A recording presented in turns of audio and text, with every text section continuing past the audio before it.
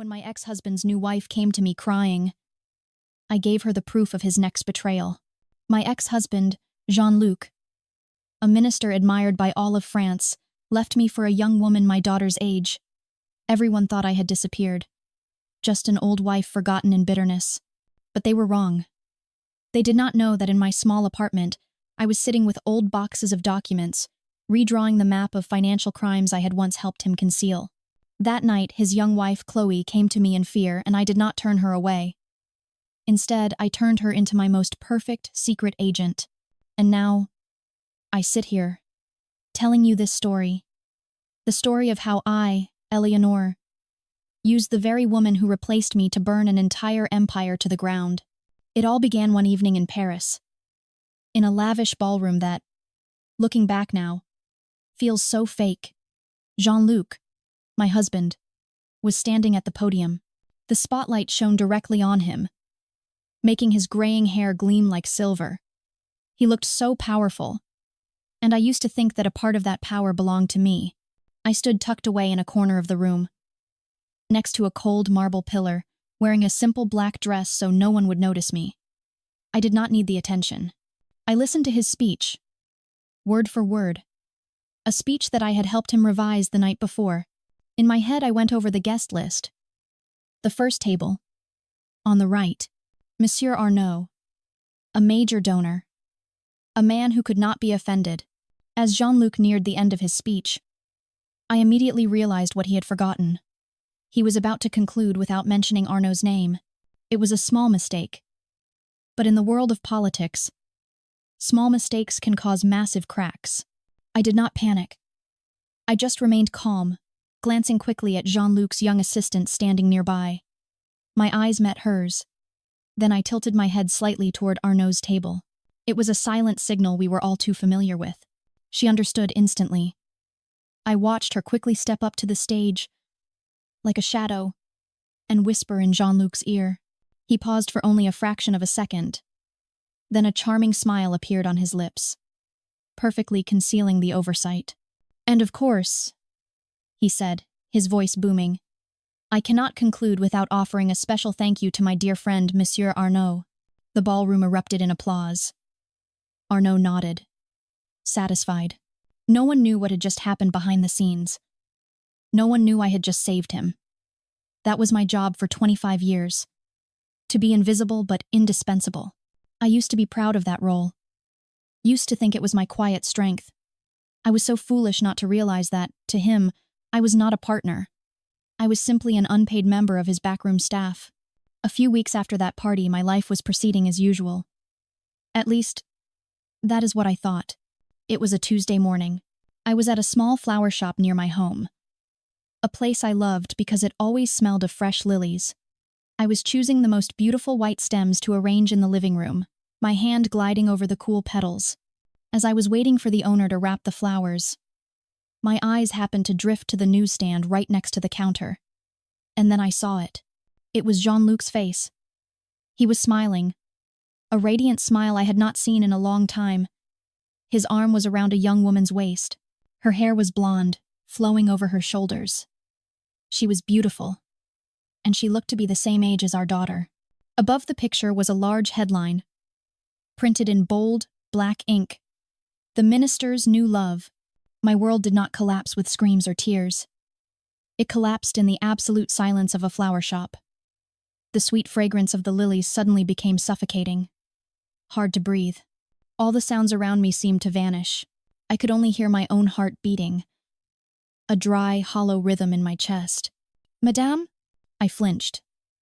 The shop owner was looking at me, holding the carefully wrapped bouquet. I did not cry. I just took out my wallet, quietly paid for the flowers, and walked outside. I walked down the familiar street, holding the white lilies, and felt as if I had just died. That evening, I sat alone in the living room. Everything around me was familiar. The velvet sofa, the landscape painting on the wall, the ceramic vase I had bought on a trip to Italy. But I felt like a stranger sitting in someone else's house. I knew I would have to leave soon. I turned on the television, not because I wanted to watch it, but because I could not bear the silence. And then, I saw them, Jean-Luc and that girl, Chloe, sitting side by side in a live interview. He wore a dark suit, looking serious and trustworthy. She wore a white dress, looking innocent and pure. They were the perfect couple. The host asked him about me. Jean-Luc looked directly into the camera, his face showing a carefully calculated sadness. Eleanor was a wonderful wife, he said, his voice deep and warm. But over the years, we ceased to look in the same direction. I need someone who can soar with me. Soar. The word echoed in my head. He spoke of me as if I were an anchor holding him back, a burden hindering his great career. He was not just leaving me. He was publicly erasing 25 years of my life, turning me into a pitiful and outdated figure before the entire world. I sat there, staring at the screen, and for the first time in hours, I felt something other than numbness. It was anger, a cold, deep anger, slowly building inside my chest. I left that house with only a few suitcases of clothes and my old leather boxes. I moved into a rental apartment in a different district of Paris, a place where no one knew me. The apartment was very small and simple. Just one bedroom and a living room. The walls were plain white. There were no valuable paintings, no Persian rugs, no antique furniture, just a table, a few chairs, and a bed. And, of course, my leather boxes. I did not decorate anything. I did not buy flowers. I ate takeout from cheap paper containers, sitting alone at the simple wooden table. My phone hardly ever rang. My old friends had disappeared. Everyone thought I was living in poverty and misery, an abandoned woman wallowing in sadness. But no, I was living in a war room. I had eliminated everything unnecessary, all the distractions of my old life, so I could focus on my one and only mission, revenge. In the silence of that apartment, I began my work. I placed the leather boxes on the table and opened them. Inside were not love letters or photo albums. Inside were leather-bound notebooks, carefully organized by year. I opened the first notebook. I turned page after page. This was not a diary. This was the ledger of a double life, the life I had helped Jean-Luc conceal. This page, March 15th, 2015. Dinner with Monsieur D at L'Ambroisie. Discussion of the Seaport project. Envelope was delivered. I remembered that dinner. I remembered the silk tie Jean-Luc wore. I even remembered the nervous look on Monsieur D's face. I turned to another page, in another notebook. September 10th, 2018. Shell Company Medallion Corp. Panama. Transfer of 200,000 euros from the Swiss account. Note. Consulting fee. I knew exactly what that consulting fee was for. Jean-Luc was the face, the one who appeared before the public with beautiful words. But I was the record keeper, the one who managed his secrets. He was a terrible actor, never able to remember his lines, never able to recall the deals made in the shadows. He had forgotten. But I had not. I remembered everything. I bought a roll of yellow sticky notes and a few spools of red thread. I began to work systematically. I reread every page in the notebooks, and for each important piece of information, I wrote it on a small piece of paper. Names of people, names of companies, amounts of money, dates. I stuck those notes onto the empty wall in the living room. Gradually, the plain white wall turned into a dense network of information. Jean-Luc's name was in the very center. From it, red threads radiated out, connecting him to other names, to shell companies, to foreign bank accounts. My living room looked like an investigation room from a police movie. Every morning when I woke up, the first thing I did was sit in the single chair, holding a cup of black coffee, and stare at that wall. To an outsider, it might have looked like a chaotic mess, the sign of a disturbed mind. But to me, it was not chaos. It was a map, a detailed map of Jean-Luc's greed and secrets. And as I looked at that map, I knew exactly where the path to the heart of his empire lay. I knew his precise weakness. After weeks of work, the map on my wall was complete. I had enough evidence to destroy Jean-Luc, but I knew I could not be the one to come forward. If I released this information, Jean-Luc would use his entire media machine against me. He would say I was a bitter ex-wife, fabricating stories for revenge. The media would believe him. The public would believe him. And I would just become a crazy woman. No. I could not attack directly. I needed someone who could attack from the inside. I needed Chloe. I had thought a lot about her. At first, I hated her too, but then I realized she was just another pawn in Jean-Luc's game, just as I had been. He would use her, and then, when she was no longer valuable, he would discard her too. She was not my enemy. She was my weapon. A perfect weapon. My first move was not a threat. It was a gift. I went to a high-end consignment shop in the Marais district. I knew the place well, as I had sold a few old items there myself. I found it almost immediately. A Hermes silk scarf, with a pattern of keys and chains, in navy blue and gold. Jean-Luc had given it to me for our 5th wedding anniversary. I bought it back. The scarf was still in perfect condition. I went home, placed it in a luxurious box, and tied it with an ivory white ribbon. I wrote a small card by hand. Every letter was carefully formed. To Chloe. Congratulations on your happiness. This scarf was once mine. A symbol of a beginning. I hope you get to keep it longer than I did. Sincerely, Eleonore. I called a courier service and had it sent to the residence. It was not a blessing. It was a curse. I knew it would haunt her. Every time she saw that scarf, she would think of me. She would start to question her true place in Jean-Luc's life. She would start to feel insecure. I waited. I did nothing for several weeks. I let the silk scarf do its work. Then, I made my next move. I went out and bought a cheap prepaid phone with cash. No contract, no name. It was untraceable. I sat in my apartment and turned on the new phone. I dialed Chloe's number. A number I still remembered. I composed a single, short, and precise text message. Ask your lawyer about the true meaning of clause 8 inches your prenuptial agreement. Then I pressed send. As soon as the message was delivered, I took the battery and SIM card out of the phone, broke them in half, and threw them into 2 different trash cans on the street. I knew clause 8. I had read the draft of that prenuptial agreement before Jean-Luc gave it to Chloe to sign. I had been the one to advise him to add it. It stated that in the event of a divorce, all assets in Jean-Luc's name before and during the marriage would remain his. She would leave with nothing. I did not need to explain that to her. I just needed to plant a seed of doubt. The panic would sprout on its own. I did not have to wait long. About 10 days later, on a night of torrential rain, my apartment buzzer rang.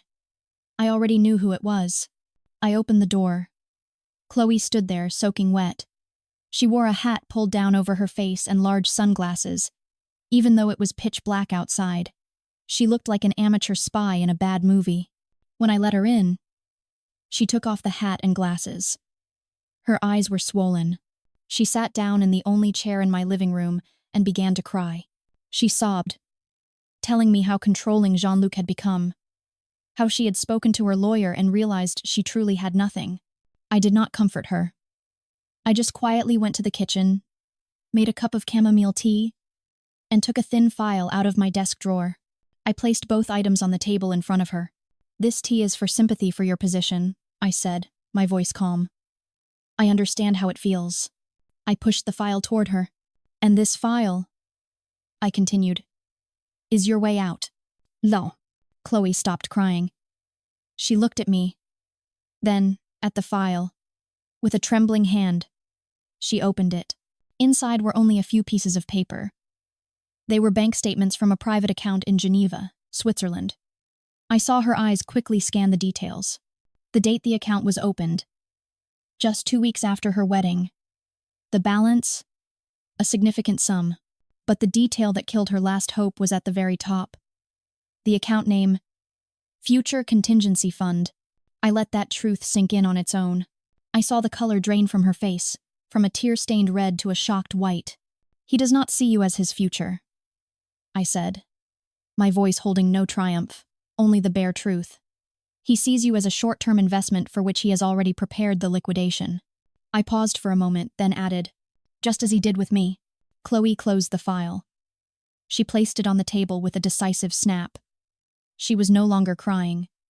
When she looked up at me, her eyes had completely changed. The innocence was gone. The fear was gone. All that remained was a hard, cold resolve.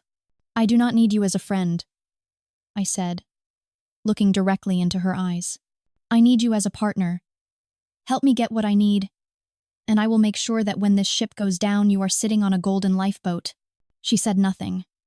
She just stared at me for a few seconds, as if weighing the offer, sizing me up. Then, she extended her hand across the table. I took it. Her handshake was firm. Our alliance was formed, not with words, but with a silent agreement in the quiet of that small apartment. In the weeks that followed, we worked. I did not see Chloe again. We only communicated through the prepaid phones I had arranged. I guided her step by step. Our plan was simple, but incredibly dangerous. His annual charity gala is the only opportunity, I told her over the phone, my voice steady, emotionless. It is the one night he is most distracted, most off his guard. A black. Her mission was singular. At the exact moment Jean-Luc was on stage giving his speech, she had to slip into his home office. "The safe combination is our daughter's birthday," I said. "The irony, is it not? He always uses the most sentimental things to hide the filthiest ones." Our target was not money or jewelry. It was a red, leather-bound notebook. "That is where he writes down the things he would never dare type on a computer," I explained to Chloe. "The names, the numbers, it is the heart of his empire. And we are going to rip it out." On the night of the gala, I did not attend. Instead, I sat in a plain, unremarkable car, parked on the street opposite the hotel where the event was being held. The air was a little cold. I did not turn on the heater. I needed to keep my mind completely clear. On the tablet resting on the passenger seat, a video feed was live. An old friend from a security team, someone who owed me a favor, had set it up for me. I could see everything happening inside the ballroom. I saw the elegant guests. I saw Chloe, stunning in an evening gown, smiling and greeting people. She was a good actress. And then, I saw Jean-Luc. He stepped onto the stage, looking powerful and smug. He began his speech. At that exact moment, the prepaid phone in my coat pocket vibrated. I pulled it out. A single text message from Chloe. "I am in." I took a deep breath. My heart began to beat a little faster. The play had begun. I sat in the car, my eyes glued to the tablet screen. Jean-Luc was still droning on at the podium. I looked at my watch. 3 minutes had passed. Then 4. My palms began to feel slightly damp. Suddenly, the phone vibrated again. This time it was not a text message. It was a picture message. I opened it. It was a hastily taken photo, slightly blurry at the corners, but the center was perfectly clear. It was a page from the red leather notebook. Jean-Luc's familiar handwriting was visible. At the top was a date. Below it was the name of a major construction conglomerate, followed by a 7-figure number. And the note, "Agreement for the Southport project." Clear. Undeniable. It was the proof. I took a deep breath to keep my hands from shaking. I opened the email app on my phone. I had already composed a draft, waiting only to be sent. The recipient was a famous investigative journalist, someone with the courage to publish a story like this. I attached the photo Chloe had just sent. Then I wrote the subject line. Just 3 words. "Tonight's story." And I hit send. I stared intently at the tablet screen. On stage, Jean-Luc had finished his speech. The ballroom erupted in applause. He smiled, the smug smile of a winner, and raised his champagne glass, preparing for a toast. Suddenly, the giant LED screen behind him, which had been displaying the charity's logo, went black. The room dimmed for a moment. There were a few surprised murmurs. Then it lit up again, but this time, it was not displaying the logo. It was displaying only one thing. The photo of the red notebook page I had just sent, magnified to fill the entire screen. Jean-Luc's handwriting, the numbers, the name of the corporation, it was all there for everyone to see. I watched his smile freeze on his face. I watched the arm holding the champagne glass stop in midair. I watched as a dead silence fell over the ballroom while hundreds of pairs of eyes read the words on the screen. And through the screen, I watched the panic begin to form in his eyes. The panic of a king who suddenly finds himself naked in front of everyone. I did not wait to see the police arrive. I turned off the tablet, tossed the prepaid phone onto the back seat. I started the car and drove quietly into the night. The play was over. I drove aimlessly that night. I did not feel triumphant, nor did I feel happy.